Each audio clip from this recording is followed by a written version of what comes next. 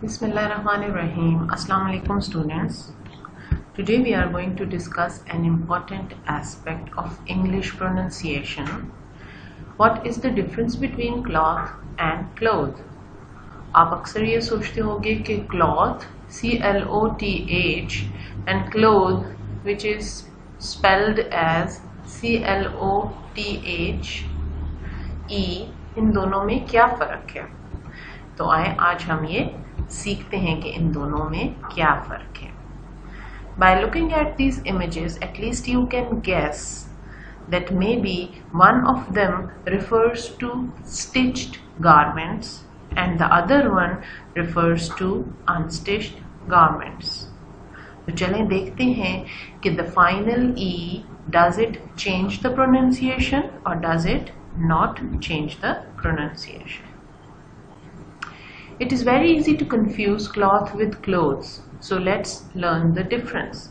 अक्सर लोग cloth and clothes में फ़र्क नहीं समझ सकते और या तो उसकी स्पेलिंग की मिस्टेक समझते हैं या ये समझते हैं कि इन दोनों की एक ही प्रोनाउंसिएशन है और एक ही मीनिंग है, जबकि ऐसा नहीं है।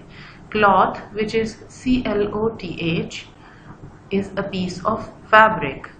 Cloths are pieces of fabric. Cloth is always a noun. ठीक है, जो लफ्ज क्लॉथ है वो हमेशा एक नाउन के तौर पे इस्तेमाल होता है, वर्ब के तौर पे कभी भी इस्तेमाल नहीं होता। In this image you can see many pieces of fabric, अनसिले कपड़े, उसको हम कहते हैं क्लॉथ और इसकी प्रोनाउंसिएशन भी ऐसे ही है, क्लॉथ। दूसरी तरफ clothes, C-L-O-T-H-E-S. Clothes are garments or pieces of clothing like shirts and pants.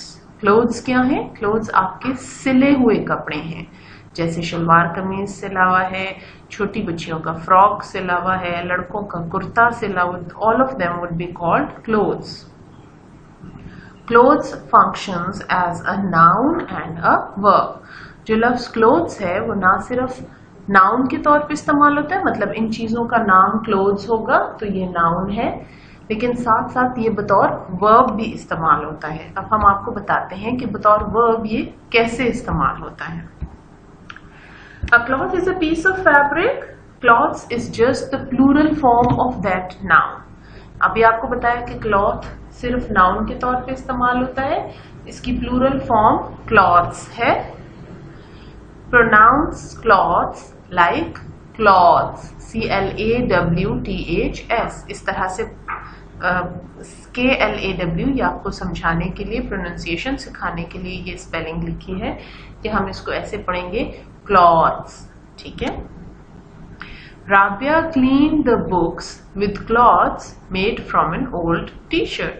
अगर हम कोई झाड़ पोंछ के लिए, डस्टिंग के लिए कोई कपड़ा इस्तेमाल करते हैं तो उसको हम क्लॉथ कहेंगे, ठीक है। राबिया ने किताबें साफ की एक क्लॉथ से जो कि पुरानी टी शर्ट से बना हुआ था। तो वो अनस्टिच्ड कपड़ा होता है आमतौर पर, जो ओरिजिनली तो टी शर्ट स्टिच थी लेकिन उसमें से काट के जो झाड़ पोंछ के लिए झाड़न बनाई गई वो अनस्टिच्ड थी।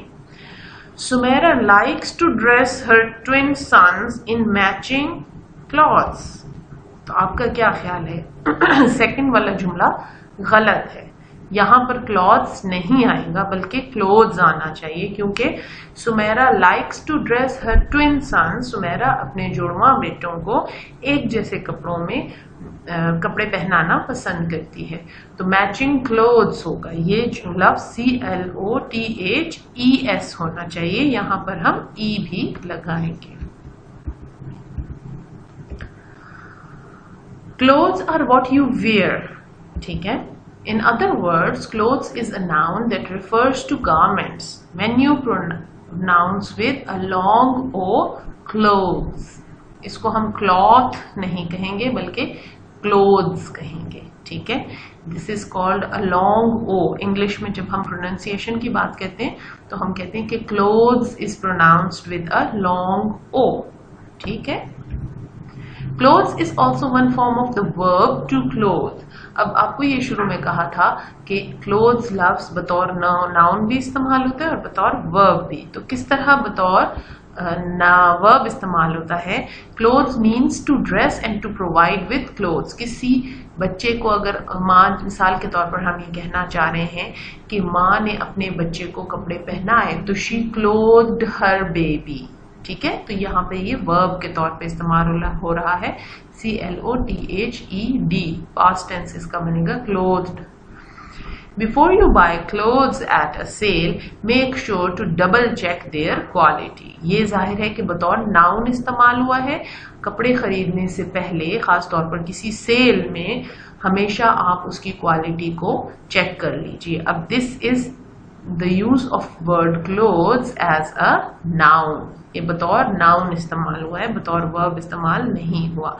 जिस तरह हम कोई गिलास खरीदते हैं, कोई जूता खरीदते हैं, कोई फर्नीचर खरीदते हैं, उसी तरह यहाँ पर ये लफ्ज क्लोथ्स गारमेंट्स की जगह इस्तेमाल हुआ है।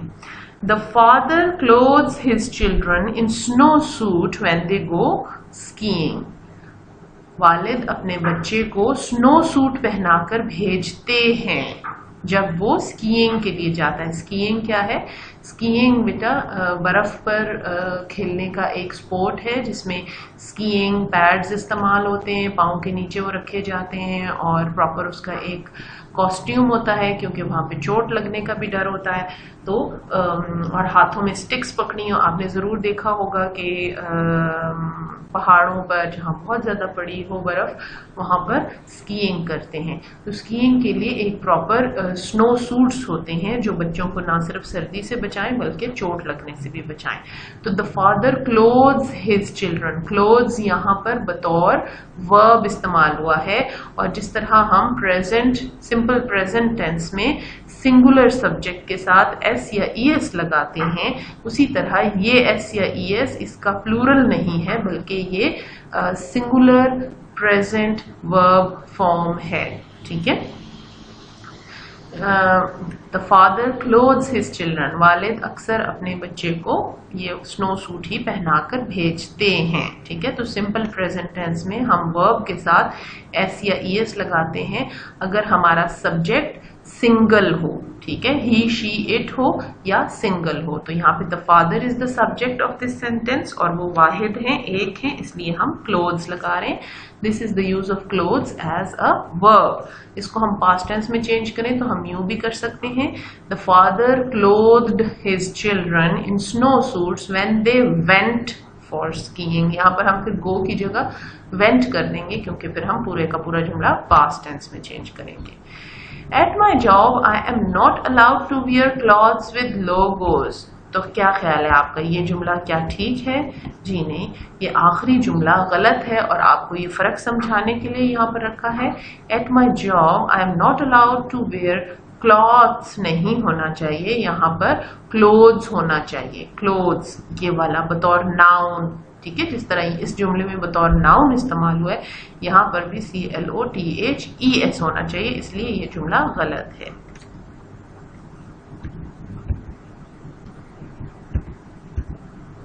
Other words with similar problems. English में कुछ और लफ्ज भी हैं जो जिनमें यही प्रॉब्लम होता है।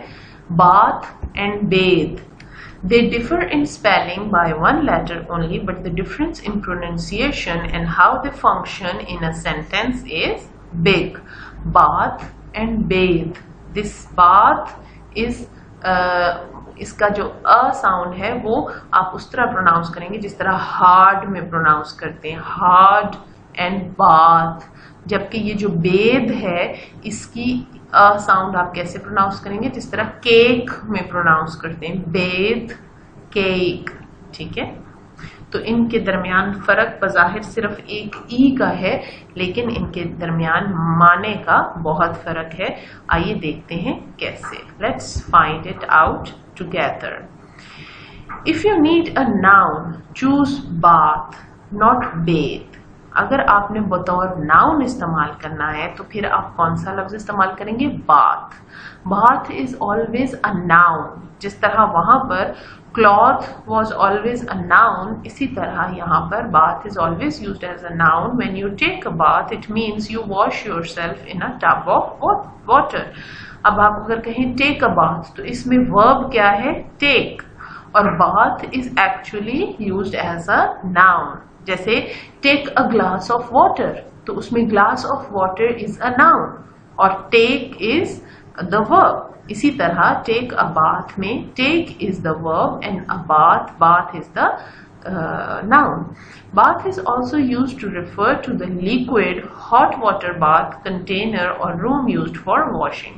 ना सिर्फ नहाने के अमल को बाथ कहते हैं, बल्कि जिस पानी से या जिस लिक्विड से नहाया जाए उसको भी कोल्ड वाटर बाथ भी होता है, हॉट वाटर बाथ भी होता है। इसी तरह जो टब होता है बड़ा, बाथ टब जिसे आमतौर पे कहते हैं, उसके लिए भी बाज़ दफा खाली बाथ का लफ्ज इस्तेमाल हो जाता है। इसी तरह जो बाथरूम है उसको भी बाज़ दफा खाली बाथ कह दिया जाता है, बाथरूम पूरा कहने के बजाय। Bath rhymes with path for its final sound. Bath और पाथ ये दोनों एक तरह से पढ़े जाते हैं, इनमें सिर्फ ब और प साउंड का फर्क है। ए और टीएच दोनों की साउंड एक जैसी है और दोनों में ये थ साउंड होगी जो हम थिंक के शुरू में कहते हैं। ये द वाली साउंड नहीं है, ये थिंक वाली साउंड है। So bath rhymes with path for its final sound. Now let's move towards bathe. Bathe, bathing and bathed. ये बेदिंग इसकी पार्टिसिपल फॉर्म है, present participle, and bathed is its past participle form. Bathed is its past participle form. Bathe is used as a verb. She is bathing her toddler in the pool. वो अपने छोटे से बच्चे को, toddler कहते हैं आमतौर पे 2 साल के बच्चे को, 2 साल के बच्चे को तालाब में नहला रही है। तो she is bathing, आप देख सकते हो कि this is present continuous tense and this is the verb form, is के साथ ing form, this is the verb form. She is bathing her toddler in the pool. The in bathe sounds like the initial sound of the, not like the initial sound of think. इन दोनों में फर्क समझिएगा। Bath में थ sound think की तरह की है, जबकि बेद में द साउंड टीएच साउंड है वो द की तरह की, जिस तरह द में हम बोलते हैं। बेद राइम्स विद फेथ, ठीक है। बेद की आवाज जो मैंने आपको बताया कि जिस तरह केक है, बेक है, फॉरसेक है, मेक है, इसी तरह बेद की आवाज आएगी जिस तरह फेथ की आवाज है। अलबत्ता ये थ साउंड फेथ में हम थिंक वाली बोलते हैं, जबकि बेद में हम द वाली बोलेंगे, but the final sound is definitely different. Now check yourself, this is a small test for you. ये आपने खुद अपने ऊपर चेक करना है कौन सा, कहां पर कौन सी ऑप्शन आपने यूज करनी है। These garments are made of fire resistant, क्या आएगा, क्लोथ्स आएगा या क्लॉथ आएगा? सोचिए यहाँ पर कौन सी फॉर्म आनी चाहिए। हमारी मुराद सिला हुआ कपड़ा है या अनसिला कपड़ा है। The dash I bought last week were really of good quality.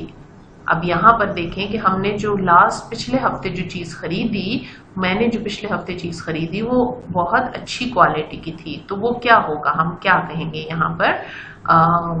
सोचिएगा। हमने शायद आपको थोड़ा कंफ्यूजन लगे, लेकिन आपने ये प्लूरल फॉर्म भी जहन में रखनी है कि आपने क्या इस्तेमाल करना है। She always dash her son in blue. वो हमेशा अपने बेटे को ब्लू कपड़े पहनाती है। तो यहाँ पर क्लोथ्स आना चाहिए या क्लॉथ्स आना चाहिए, चूज कीजिए और फिर बताइए। The house has 2 beds and 1 dash.